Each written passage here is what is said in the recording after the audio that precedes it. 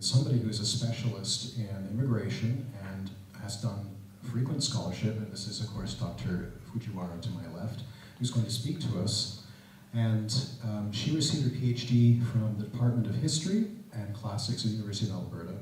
And as I said, a specialist not only in immigration but also ethnic and racial history in Canada. And she's the author of Ethnic Elite and Canadian Identity, Japanese, Ukrainians, and Scots, 1919 to 1971.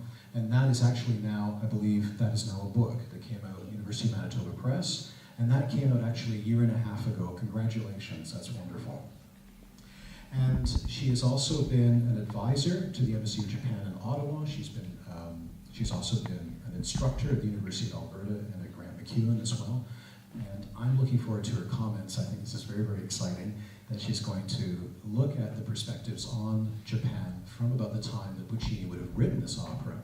And I think it's going to be quite informative. Please welcome Dr. Fujiwara. When I first watched this story on TV, I don't know which version it was, as a 12 years old girl in Japan, I didn't like it at all, and not many people in Japan do. Because the heroine Cho-Cho-san appeared a little bit too stupid and too mysterious, and it is difficult to understand. It was obviously not Japanese women. Yet having moved to Canada and traveled around many countries in Europe, I often find this 19th century association with this innocent, childish and royal other and Japaneseness still exists. It is very interesting, as a feminist Sakue Ogawa writes, that this image has survived for more than a century. Yeah, sometimes people still treat me like a child, even if I'm already like over 40. But okay, so when Puccini's Madama Butterfly was first performed in Milan in 1904, Japan had just entered the Russo-Japanese War, which symbolized Japan's emergence as a westernized imperial power. After the Meiji Restoration in 1868, which ended the traditional samurai society, Japan tried its best to catch up with the West. Installing, for example, emperor as the official head of Japan and replacing shogun, strengthening its military forces, adopting a constitution, modernizing government and educational systems, and investing a lot into modern industries such as the railway. And this year, 1868, it's just 1 year after Canadian Confederation, if we think about it. So Japan was not so far behind as people in those days had thought it would be.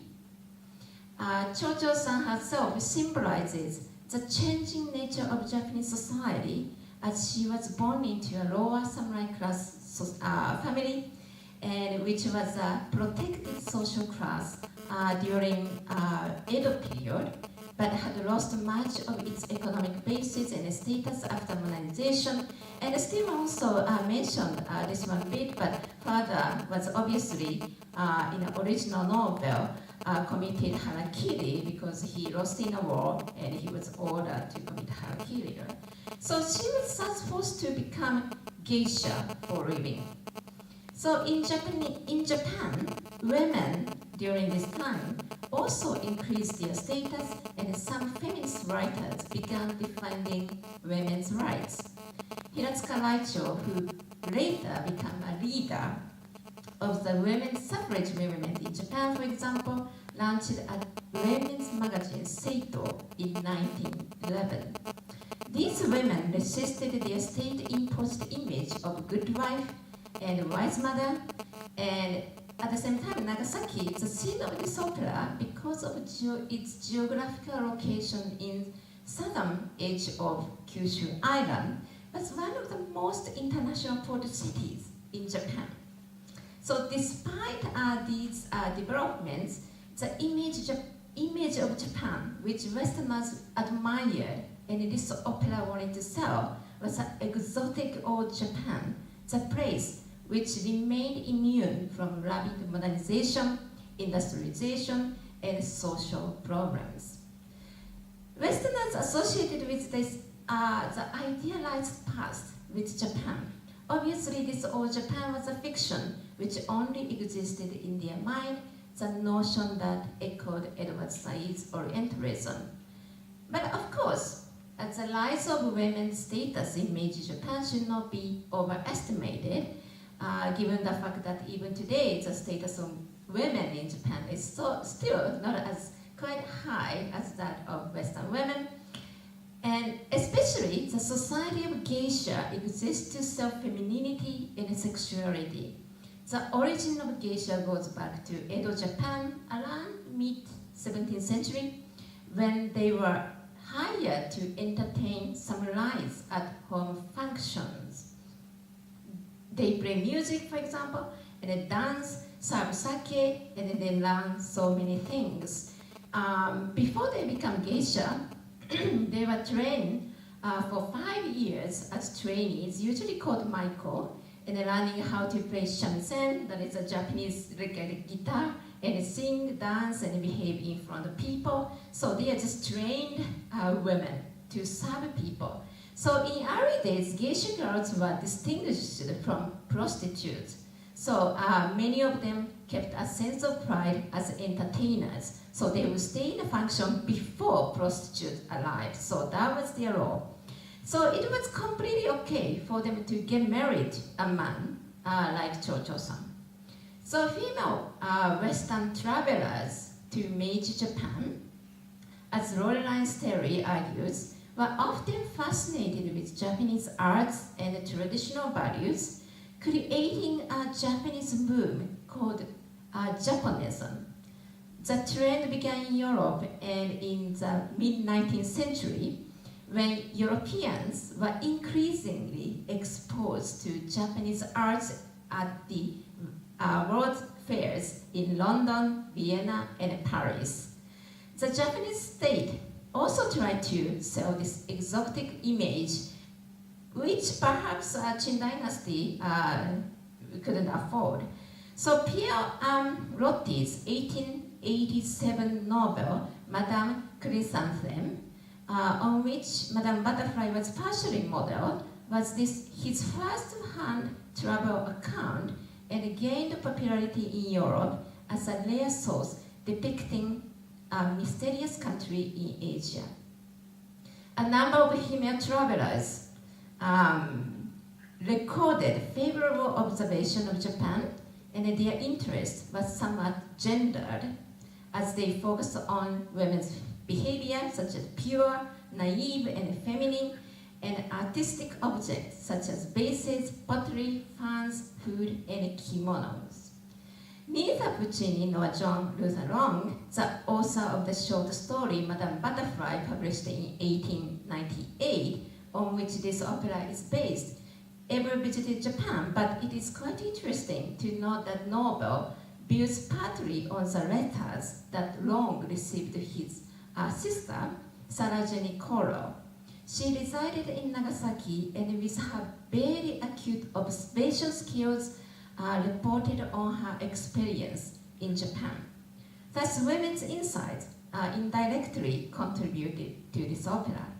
Recently, I co-authored an article with Sarah Janet Duncan's fictionalized novel, A Social Departure, published in 1890. And Sarah Janet Duncan was a famous Canadian journalist who traveled around Asia and spent the majority of the book on Japan. Throughout her fictionalized account, she showed her mixed opinion towards Japanese women.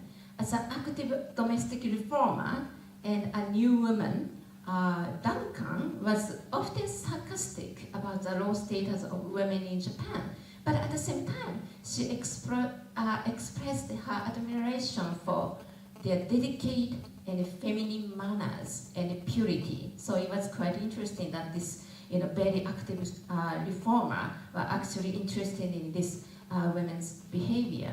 So in this context, the gap between reality and image, this opera needs to be conceptualized. This opera was made to satisfy Westerners' fascination with authentic Japan. And Madame Butterfly was first performed in Japan in 1914 as a form of operetta, and it was in the early 1920s when Italians performed full opera in Japan. By then, Japan was even more modernized and different place from the one in the late 19th century. Japanese opera producer Rikiya Hirao argues that Madame Butterfly is the hardest opera to produce in Japan because one of the most significant themes in this opera is exoticism, but for Japanese audience, it doesn't work. While he praises the quality of research and producers and composers conducted to create this opera, he states that some elements tend to make Japanese audience feel somewhat awkward and leave them no time to enjoy Puccini's beautiful music. One of the examples is, Stephen also mentioned, but Suzuki. Suzuki is a very popular Japanese surname, but it's quite strange that Cho-Cho-san keep calling her Suzuki because we often call servants in a surname without son, right? So Suzuki. So Suzuki could be that given name. So if we think about that, then might be that floating cloud, like Usugumo, that the name that Goro used to introduce Suzuki might make sense. So there are lots of mysterious part anyway. And there were like 8 Japanese melodies inserted into this opera, and some of them, okay, some of them are slightly strange because sometimes they, for example, in a wedding ceremony, there is a national anthem in there, right? And I don't think that we often sing national anthem in wedding ceremony. So these sort of things. But thus, he argues whenever this opera is performed in Japan, producers need to revise the general settings without destroying the image which Puccini wanted to convey. The gap between this opera and modern Japan, and Cho-Cho-san and herself, but in North America, she was praised as authentic because of her ethnicity and race. So at the same time, as Sakuya Ogawa argues, Japanese literary critics, including Nagai Kafu, it's a very famous Japanese literary critic. So Western writings on Japan, including this opera, as one form of criticism against the Japanese who try to imitate everything Western while ignoring or even destroying their own beautiful culture. In the 20th century, as Japan emerged as established imperial power, it was no longer simply the beautiful and innocent country that Westerners admired. They didn't like this Japan at all. The discrimination and racism that Japanese immigrants in Canada faced, for example, which was partly based on the notion of yellow peril, illustrates this transition very well from Japanism to yellow peril. So Madame Butterfly just reminds the Japanese that relationship between actors, producers, and the audience in the era in which it was written are important parts of the overall production. Thank you.